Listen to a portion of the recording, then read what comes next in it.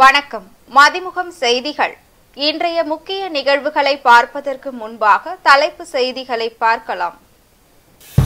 நம் கொள்கை ஆயுதமாக திகழும் முரசொலியை வாழ்த்துவோம். முதலமைச்சர் மு.க. ஸ்டாலின் புகழாரம். கேரளத்தில் நிலச்சரிவு பாதிப்பை ஆய்வு. கண்ணூர் விமான நிலையம் வந்தடைந்தார் பிரதமர் நரேந்திர மோடி. தேசிய பேரிடராக அறிவிப்பார். வயநாடு செல்லும் மோடி பற்றி ராகுல் ட்வீட்.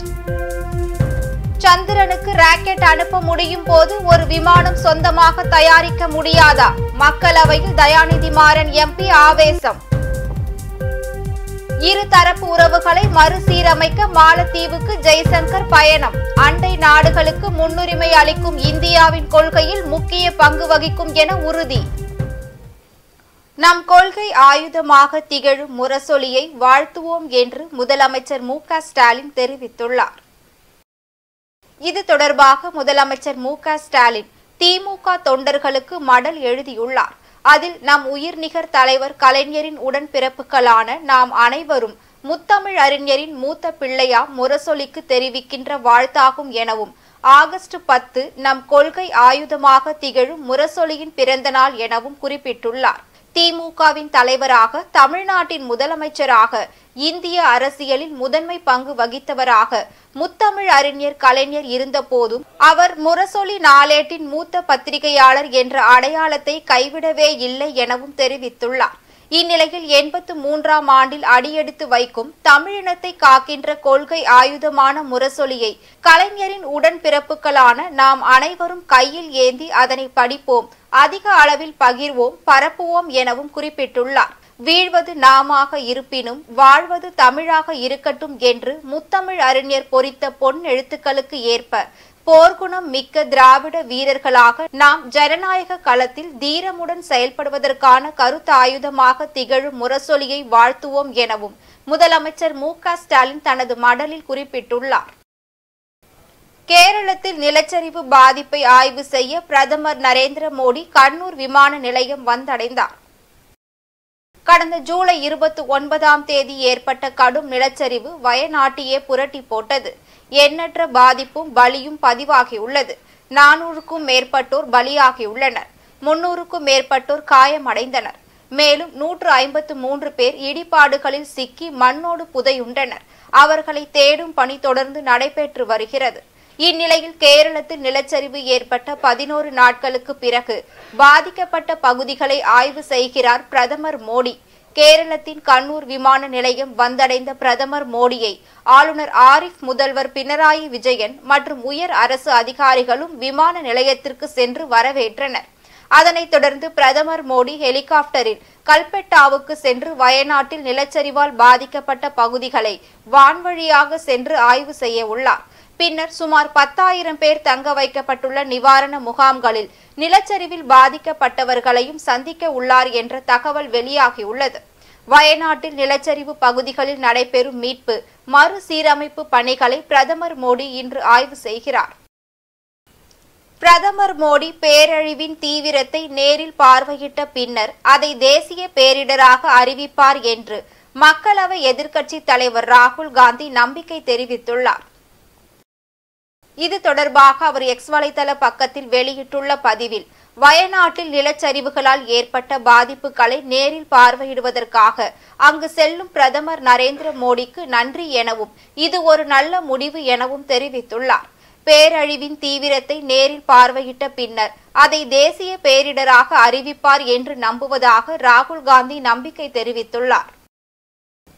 சந்திரனுக்கு ராக்கெட் அனுப்ப முடியும் போது இந்தியாவால் சொந்தமாக ஒரு பயணிகள் விமானம் தயாரிக்க முடியாதா என்று மக்களவையில் தயாநிதி மாறன் எம்பி ஆவேசமாக பேசினார்.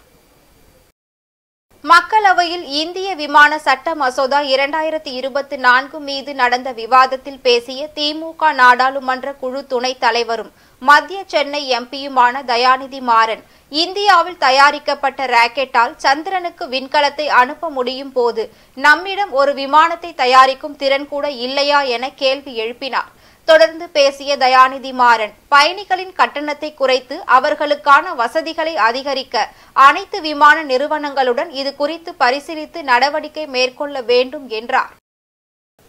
அண்டை நாடுகளுக்கு முன்னுரிமை அளிக்கும் இந்தியாவின் கொள்கையில் முக்கிய பங்கு வகிக்கும் மாலத்தீவுடன் இருதரப்பு உறவுகளை மேம்படுத்த உள்ளதாக இந்திய வெளியுறவுத்துறை அமைச்சர் ஜெய்சங்கர் தெரிவித்துள்ளார். மாலத்தீவு பயணம் தொடர்பாக தனது எக்ஸ் வலைதளத்தில் வெளியிட்டுள்ள பதிவில், அண்டை நாடுகளுக்கு முன்னுரிமை மற்றும் சாகர் முன்னெடுப்புகளில் மாலத்தீவு முக்கியத்துவம் பெற்றுள்ளதாகவும் அந்த நாட்டின் தலைவர்களுடன் இருதரப்பு உறவுகளை மேம்படுத்துவது குறித்து விவாதிக்க ஆர்வமாக உள்ளதாக குறிப்பிட்டுள்ளார். முதுநிலை நீட் தேர்வுக்கான தர்மபுரி மாணவிக்கு ஜம்மு காஷ்மீரில் தேர்வு மையம் ஒதுக்கீடு செய்யப்பட்டுள்ளது. இது குளறுபடிகள் நிறைந்த நீட் ரத்து செய்யப்பட வேண்டும் என்பதற்கு இன்னொரு எடுத்துக்காட்டாகும் என்று பாமக தலைவர் மருத்துவர் அன்புமணி ராமதாஸ் தெரிவித்துள்ளார். இது தொடர்பாக அவர் வெளியிட்டுள்ள பதிவில், இந்தியா முழுவதும் மருத்துவ மேற்படிப்புக்கான நீட் தேர்வு நடைபெறவுள்ள நிலையில் தர்மபுரியை சேர்ந்த மாணவிக்கு ஜம்மு காஷ்மீரில் தேர்வு மையம் ஒதுக்கீடு செய்யப்பட்டிருப்பது தெரிய வந்துள்ளதாகவும், அந்த மாணவி தர்மபுரியில் இருந்து சென்னை வந்து விமானம் மூலம் காஷ்மீர் புறப்பட்டு சென்றிருப்பதாக ஊடகங்களில் செய்தி வெளியாகியுள்ளதாகவும், இந்தியாவின் தென்கோடியில் உள்ள மாணவிக்கு வடகோடியில் தேர்வு மையம் ஒதுக்கி இருப்பது கண்டிக்கத்தக்கது எனவும் தெரிவித்துள்ளார். பலமுறை சுட்டிக்காட்டியும் தேர்வு மையங்களை ஒதுக்கீடு செய்வதில் நிகழ்ந்த தவறுகளையே சரி செய்ய முடியாத தேசிய தேர்வு வாரியம் முதுநிலை நீட் தேர்வை எவ்வாறு சரியாக நடத்தும் என்ற வினா எழுவதாக தெரிவித்துள்ளார். இளநிலை நீட் தேர்வாக இருந்தாலும் முதுநிலை நீட் தேர்வாக இருந்தாலும் வினாத்தாள் கசிவு, தேர்வு மைய ஒதுக்கீட்டில் குழப்பம், தேர்வுகளில் முறைகேடு என பல புகார்கள் தொடர்ந்து எழுந்து கொண்டுதான் இருப்பதாகவும், அதனால் நீட் தேர்வின் மீதான நம்பகத்தன்மை குறைந்துவிட்ட நிலையில் அந்த தேர்வை ரத்து செய்ய வேண்டும் என்றும் தெரிவித்துள்ளார். நாடாளுமன்ற பட்ஜெட் கூட்டத்தொடர் நிறைவடைந்ததும் அனைத்து கட்சிகளின் நாடாளுமன்ற குழு தலைவர்களை சபாநாயகர் ஓம் பிர்லா மரியாதை நிமித்தமாக சந்தித்துள்ளார். அரசு சார்பில் பிரதமர் மோடி, ஒன்றிய அமைச்சர்கள் அமித்ஷா, ராஜ்நாத் சிங், பியூஷ் கோயல், எல் முருகன் பங்கேற்றனர். எதிர்க்கட்சிகள் சார்பில் எதிர்க்கட்சி தலைவர் ராகுல் காந்தி, திமுக எம்பி கனிமொழி, தேசியவாத காங்கிரஸ் எம்பி சுப்ரியா, மதிமுக எம்பி துரை வைகோ உள்ளிட்டோர் பங்கேற்றனர். இக்கூட்டத்தில் பட்ஜெட்டை நிறைவேற்ற ஒத்துழைப்பு வழங்கியதற்காக அரசின் சார்பில் இந்த கூட்டத்தில் எதிர்க்கட்சிகளுக்கு நன்றி தெரிவிக்கப்பட்டது. ஜார்க்கண்ட் மாநிலத்தில் முதலமைச்சர் ஹேமந்த் சோரனுக்கு பிரதமர் மோடி, முதலமைச்சர் மு.க. ஸ்டாலின், ராகுல் காந்தி ஆகியோர் வாழ்த்து தெரிவித்துள்ளனர். பிரதமர் மோடி வெளியிட்டுள்ள வாழ்த்து செய்தியில், ஜார்க்கண்ட் முதல்வர் ஸ்ரீ ஹேமந்த் சோரன்ஜி அவர்களுக்கு பிறந்தநாள் வாழ்த்துக்கள் எனவும் அவரது நீண்ட ஆயுளுக்கும் அற்புதமான ஆரோக்கியத்திற்கும் பிரார்த்திப்பதாக தெரிவித்துள்ளார். தமிழக முதலமைச்சர் மு.க. ஸ்டாலின் வெளியிட்டுள்ள பதிவில், பல தடைகள் வந்தாலும் மக்களின் உரிமைக்கு போராடும் உத்வேகத்தை அசைக்க முடியாது என நிரூபித்தவர் ஹேமந்த் சோரன் எனவும், குறையாத வலிமையுடனும் அர்ப்பணிப்புடனும் தொடர்ந்து முன்னேற ஹேமந்த் சோரனுக்கு வாழ்த்துக்கள் என்று பதிவிட்டுள்ளார். அதேபோல் ராகுல் காந்தி வெளியிட்டுள்ள பதிவில், ஜார்க்கண்ட் முதல்வர் ஸ்ரீ ஹேமந்த் சோரன்ஜிக்கு அவரது பிறந்த நாளில் மனமார்ந்த வாழ்த்துக்கள் என்று குறிப்பிட்டுள்ளார். மேலும் நாட்டின் ஏழைகள், தாழ்த்தப்பட்டோர் மற்றும் பழங்குடியினரின் உரிமைகளுக்கான போராட்டத்தில் அவர்களுக்கு இழைக்கப்படும் ஒவ்வொரு அநீதிக்கும் எதிராக இந்தியா வலுவாக போராடும், ஒன்றாக நாம் வெற்றி பெறுவோம் என்றும் தெரிவித்துள்ளார். திருச்செந்தூர் சுப்பிரமணிய சுவாமி திருக்கோவிலில் ஆகஸ்ட் மாத உண்டியல் காணிக்கையாக 5.82 கோடி ரூபாய் கிடைத்துள்ளதாக கோவில் நிர்வாகம் தெரிவித்துள்ளது. அறுபடை வீடுகளில் இரண்டாம் படை வீடான திருச்செந்தூர் அருள்மிகு சுப்பிரமணிய சுவாமி திருக்கோவிலில் பக்தர்கள் செலுத்திய உண்டியல் காணிக்கை மாதந்தோறும் 2 முறை எண்ணப்படுகிறது. அதன்படி ஆகஸ்ட் மாதம் பக்தர்கள் உண்டியலில் செலுத்திய காணிக்கையை எண்ணும் பணி கோவில் வசந்த மண்டபத்தில் நடைபெற்றது. கோவில் அறங்காவலர் குழு தலைவர் அருள்முருகன் தலைமையில் உண்டியல் எண்ணும் பணியில் சிவகாசி 14 சித்தர் மடம், குருகுல வேத பாடசாலை, உழவார் பணிக்குழுவினர், ஸ்ரீ ஜெயமங்கல ஆஞ்சநேயர் உழவாரா பணிக்குழு மற்றும் கோவில் பணியாளர்கள் ஆகியோர் ஈடுபட்டனர். இக்கோவில் உண்டியலில் 5,82,68,166 ரூபாய் காணிக்கையாக கிடைத்துள்ளது. 3 கிலோ 787 கிராம் தங்கமும் 49 கிலோ 288 கிராம் வெள்ளியும் காணிக்கையாக கிடைத்துள்ளது. மேலும் 1535 வெளிநாட்டு கரன்சிகளும் காணிக்கையாக பக்தர்கள் செலுத்தியுள்ளனர் என கோவில் நிர்வாகம் தரப்பில் தெரிவிக்கப்பட்டுள்ளது. திருநெல்வேலியில் பள்ளி மாணவர்கள் மத்தியில் சாதிய ரீதியான சண்டை இல்லை எனவும் அவர்கள் சண்டையை சாதிய ரீதியான சண்டையாக மாற்ற வேண்டாம் என சபாநாயகர் அப்பாவு வேண்டுகோள் விடுத்துள்ளார். திருநெல்வேலி பாளையங்கோட்டை சேவியர் கல்லூரியில் ஆட்சியர் கார்த்திகேயன் தலைமையில் நடைபெற்ற நிகழ்ச்சியில் சபாநாயகர் அப்பாவு கலந்து கொண்டு தமிழ் புதல்வன் திட்டத்தை தொடங்கி வைத்து மாணவர்களுக்கு வங்கி ஏடிஎம் கார்டை வழங்கினார். பின்னர் செய்தியாளர்களிடம் பேசிய சபாநாயகர் அப்பாவு பள்ளியில் மாணவர்களுக்கு இடையிலான பிரச்சினைகளை தலைமை ஆசிரியரே தீர்த்து கொள்ள வேண்டும் என்றார். நம்ம மாவட்டத்தில் எங்கேயும் ஜாதி சண்டை கிடையாது, தெரிஞ்சுக்கிட்டு அப்படி இல்லாததுனால பள்ளிக்கூடத்தில் பிள்ளைகள் சண்டை போடுறத பெருசாக்க நினைக்காதுங்க. அது நான் அன்போடு கேட்டுறேன், அது தேவையில்லை. முதல்வர் கவனத்துக்கு ஒருவர் மூலமாக சொல்லியிருக்கிறேன். இதுக்கெல்லாம் என்ன காரணம்னு நான் பார்க்குறேன். தலைமை ஆசிரியர் முடிவெடுக்க சொல்லணும். அது உள்ளுக்குள்ள மாவட்ட நிர்வாகமோ காவல்துறையோ தலையிடக்கூடாது. தலைமை ஆசிரியர் தான் இறுதி முடிவு. எந்த பையன் என்ன தவறு பண்ணா அப்படின்னு சொல்லி ஸ்கூல்ல நடந்த சம்பவங்களை அவங்களே முடிவெடுத்துக்கிட்டாங்க. ஸ்கூலுக்கு வெளியே ஓய்வு நாளில் எங்கேயாவது பிரச்சனைகள் நடந்து வேற நோக்கத்துக்காக நடந்துன்னா அதில் காவல்துறையோ நம்ம மாவட்ட நிர்வாகமோ தலையிட்டால் தான் சரியா இருக்குன்னு நினைக்கிறேன். தவிர 100% டீச்சர்ஸு அந்த பிள்ளைகளை தான் அரவணைச்சு கொண்டு போக முடியும். பெற்றோர் சொல்லதை கூட கேட்க மாட்டாங்க, ஆசிரியர்கள் சொன்னாதான் கேட்பாங்க. அப்ப தலைமை ஆசிரியர்கிட்ட அந்த தவறுக்கு தகுந்தபடி அவங்க கண்டிக்கலாம், அவங்கள சஸ்பெண்ட் பண்ணலாம், நிரந்தரமா பள்ளியை விட்டு நீக்கலாம். இவ்வளவும் யாருக்கிட்ட தான் அந்த பொறுப்பை கொடுக்கணும்? தலைமை ஆசிரியர்கிட்ட இருந்தாதான் அது நடக்கும். தலைமை ஆசிரியர் என்ன, ஆசிரியர்கள் இருக்காங்க, பெற்றோர் ஆசிரியர் சங்கம் இருக்காங்க. இதை தாண்டி யாருக்கு அங்க அக்கறை வந்தாலும் யார் போய் பார்த்துக்கிடுவீங்க? நீங்க சொல்லுங்க. வேற யாராலையும் பார்க்க முடியுமா அந்த பள்ளிக்கூடத்தை? மத்திய அரசு கொண்டு வந்துள்ள 3 குற்றவியல் சட்டங்களை எதிர்த்து இந்திய கம்யூனிஸ்ட் கட்சி சார்பில் பல்வேறு மாவட்டங்களில் சட்ட நகல்களை எரிக்கும் போராட்டம் நடைபெற்றது.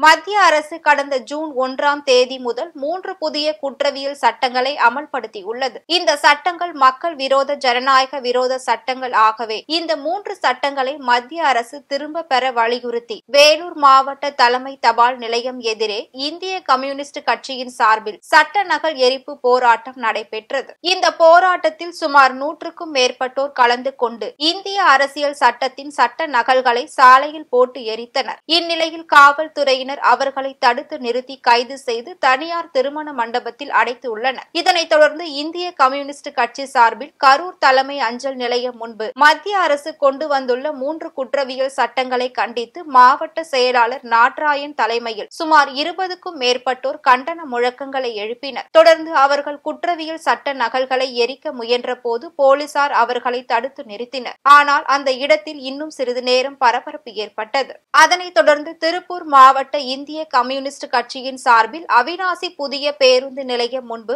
ஆர்ப்பாட்டம் மற்றும் 3 குற்றவியல் சட்ட நகல்கள் எரிப்பு போராட்டம் நடைபெற்றது. போராட்டத்தில் இந்திய கம்யூனிஸ்ட் கட்சியின் கொடியை ஏந்தியவாறு ஒன்றிய அரசின் புதிய குற்றவியல் சட்டங்களுக்கு எதிராக கோஷங்கள் எழுப்பி ஆர்ப்பாட்டத்தில் ஈடுபட்டனர். பெண்கள் உட்பட பலர் கலந்து கொண்ட இந்த ஆர்ப்பாட்டத்தின் போது சட்ட நகல்களை எரிக்க முற்பட்டனர். அப்போது காவலர்கள் குறுக்கிட்டு சட்ட நகல்களை பறித்து சென்றனர்.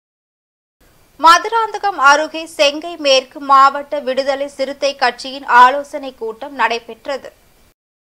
மாவட்ட செயலாளர் பொன்னி வளவன் தலைமையில் நடைபெற்ற இந்த கூட்டத்தில் விடுதலை சிறுத்தை கட்சியின் தலைவர் தொல் திருமாவளவன் பிறந்தநாள் நிகழ்வு குறித்தும் மது மற்றும் போதை ஒழிப்பு, மகளிர் மாநாடு மற்றும் தந்தை பெரியார் பிறந்தநாள் நிகழ்வு குறித்தும் ஆலோசனை மேற்கொள்ளப்பட்டது. மேலும் மாவீரன் தாத்தா ரெட்டமலை சீனிவாசன் நினைவு நாள் குறித்தும் ஜான் தாமஸ் ஏழுமலை நினைவு நாள் குறித்தும் இக்கூட்டத்தில் ஆலோசிக்கப்பட்டது. இக்கூட்டத்தில் மாவட்ட செயலாளருக்கு அம்பேத்கர் திருமாவளவன் வரலாறு குறித்த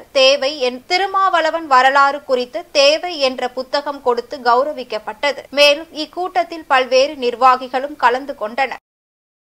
நாற்றம்பள்ளி அருகே சாலை வசதி கேட்டு பள்ளி குழந்தைகள் மற்றும் பொதுமக்கள் பதாகைகள் ஏந்தி சாலை மறியலில் ஈடுபட்டனர்.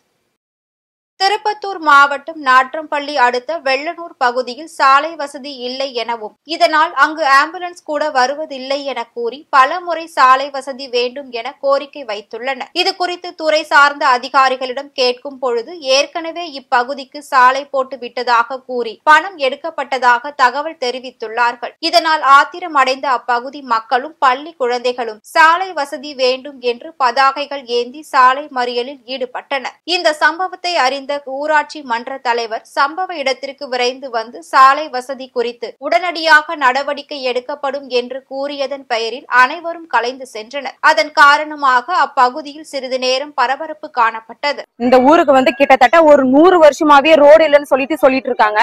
ஆனா இது வரைக்கும் நான் பிறந்ததுல இருந்தே இதுல ரோடு இல்ல. இப்ப வந்து எலெக்ஷன் அப்ப மட்டும் ஆட்சிங்க எல்லாமே வராங்க, எலெக்ஷன் அப்ப மட்டும் ரோடு போட்டு தரோம் அப்படின்னு சொல்லி ஓட்டு போடுங்கன்னு சொல்றாங்க. ஆனா இது வரைக்கும் ரோடு போட்டதா இல்ல. ரோடு போட்டதுக்கு சாங்ஷன் ஆயிடுக்குதுன்னு சொல்றாங்க.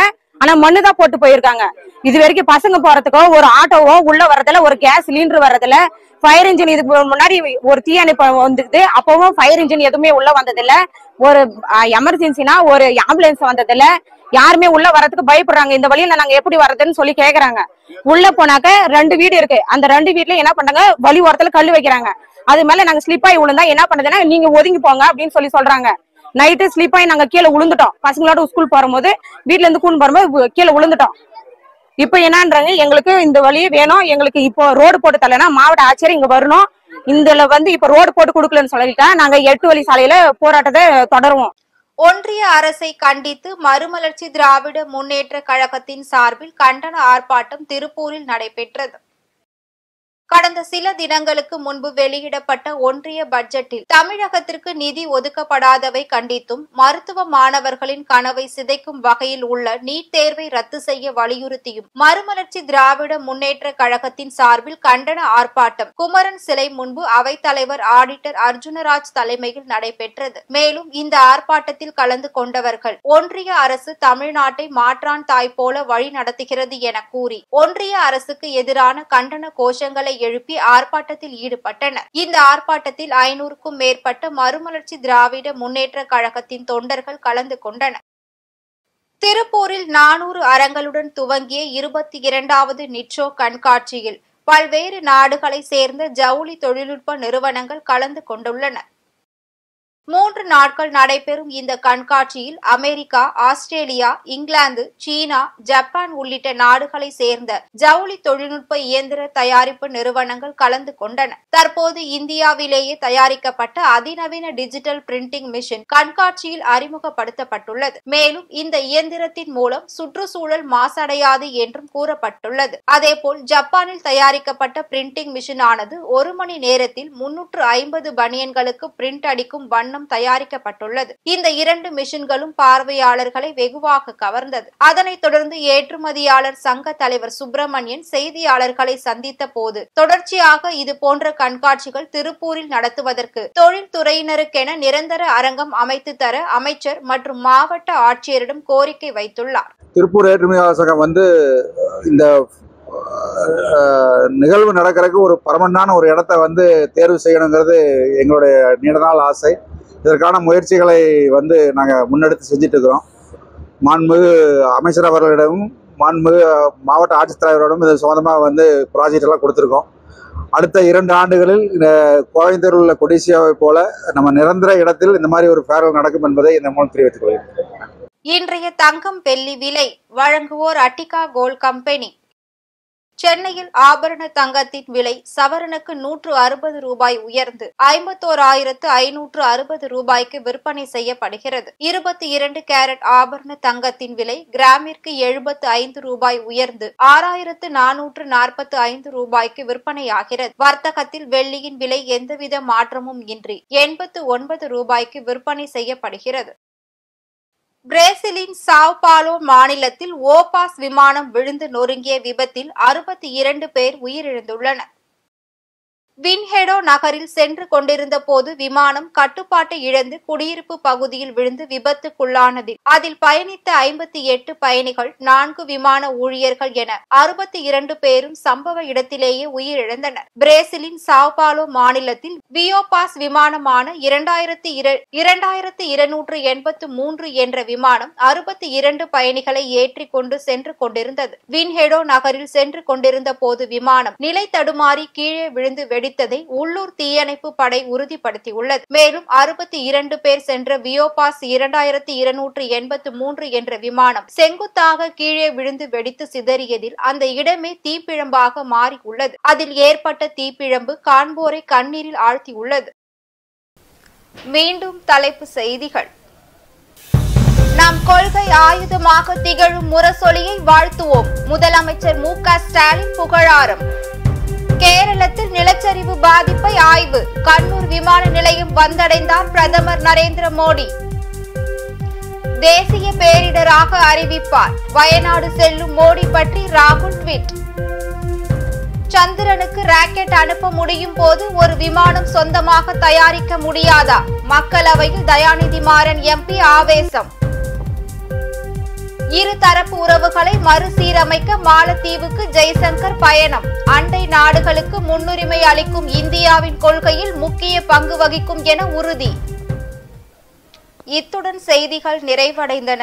மீண்டும் செய்திகள் இரவு 8 மணிக்கு. மேலும் செய்திகளை தெரிந்து கொள்ள மதிமுகம் பிரைம் யூடியூப் தளத்தில் இணைந்திருங்கள்.